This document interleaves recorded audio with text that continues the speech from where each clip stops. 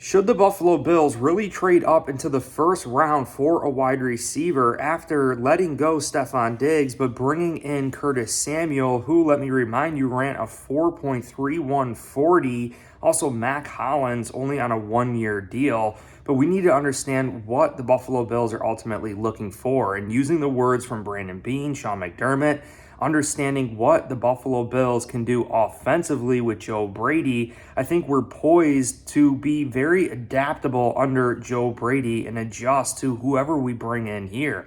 There's a wealth of talent at the wide receiver position. Clearly, Marvin Harrison Jr., the top dog in this year's class. I mean, we would have to trade away almost everything to get up to Marvin Harrison Jr. But I think there are a lot of other wide receivers that the Bills could potentially trade up into the second round, early in the second round, and get the wide receiver that we ultimately want. We need to understand what is going on with this team and why Stephon Diggs and other players were cap casualties, because we didn't have the money. We need to get the most out of these rookie deals and rookies coming here to the Buffalo Bills. So I just want to summarize all of my thoughts regarding the wide receiver position for Bills Mafia and what I think could ultimately happen. One of which, I think the Bills need to just maintain all of their draft picks here, maybe trade up into the second round and just stay poised and confident in where they are in the first round. You know, I'm thinking that we could still trade up into the first round, but not a massive move. There's a wide receiver there that we feel as though is a great fit. He wants to be here in Buffalo, and I think the Bills could potentially trade up for that wide receiver. But what does Brandon Beane always say? He uses free agency to supplement the NFL draft, meaning that he's not going to feel the need to stretch in the NFL draft or overextend himself and give up too much for a particular player. You look at Curtis Samuel, again, a 4.3140 offering speed. And you look at the quarterbacks that he played with in Carolina. I mean, Cam Newton, Sam Darnold, and then he goes to the Commanders with Carson Wentz and just horrible quarterbacks. And Curtis Samuel has never hit 1,000-yard receiving in his career. He's had a bunch of carries, too, out of the backfield, a running back spot. Curtis Samuel could be a wide receiver, could be a running back, could mix and match, similar to a Brandon Ayuk. A lot of people saying that the Bills are interested in Brandon Ayuk and trading for Brandon Ayuk. Now, we did free up about $15 million next year. Maybe we could structure something, but I really don't foresee that happening, especially when he's in the final year of his contract. Brandon Beane refuses to trade for particular players in the final year of the contract. But when you look at all these other wide receivers, the depth of talent, the amount of wide receivers that are coming out that are extremely talented, I really think the Bills could just stay put and ultimately get the wide receiver that falls to them. You know, sometimes you just need things to align and find the right person for your team. And I think this could very well shake out where the Buffalo Bills just stay put, understanding that there's a ton of quarterbacks coming out. There's a ton of other positions, offensive line, defensive linemen. Maybe the Bills just go a different route in the first round and then utilize that second round pick that we got for Stephon Diggs to trade up early into the second round for the 2024 draft and get a guy like, say, Troy Franklin. Now, looking at Curtis Samuel running a 4.3140, looking at Mac Hollins only on a one-year deal. Keep in mind, Curtis Samuel is going to be here for 3 seasons. We signed him to a 3-year deal.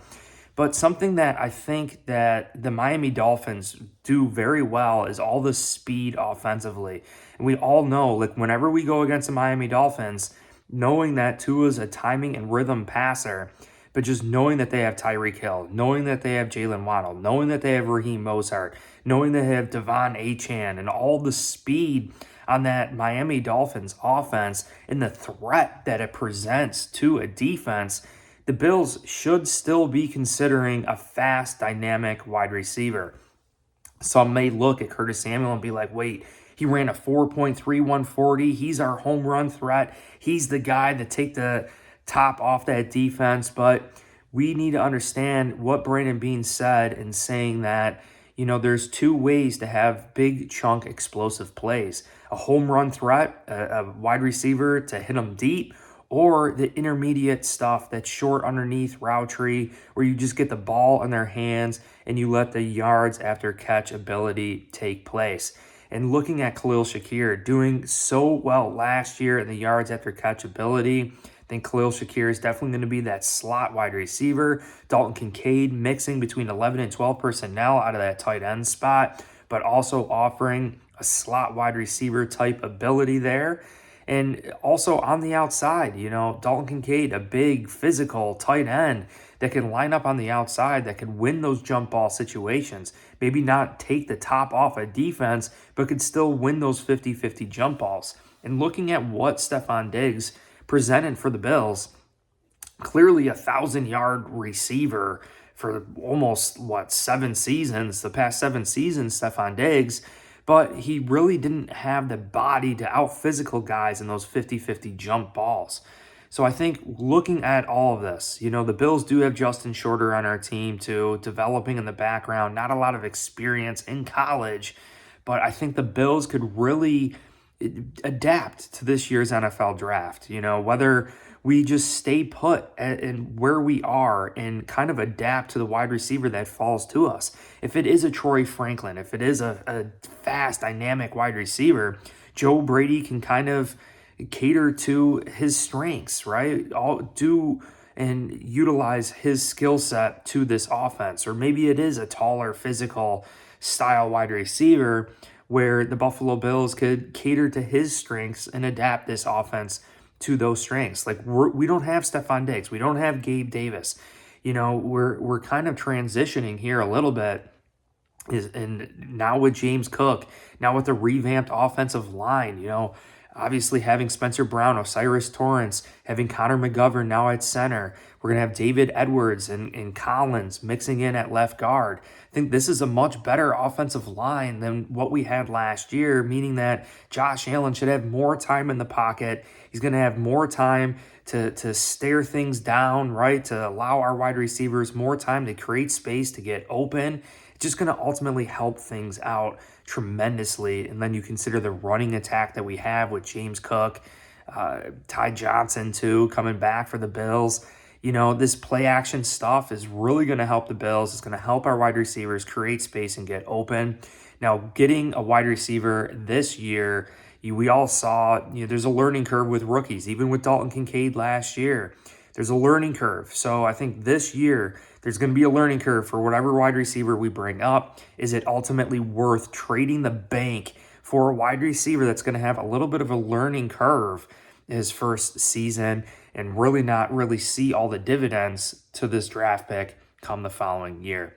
But I just wanted to summarize my thoughts on the wide receiver position here. Is it ultimately worth trading all the way up into the first round, knowing the cap situation that the Bills have?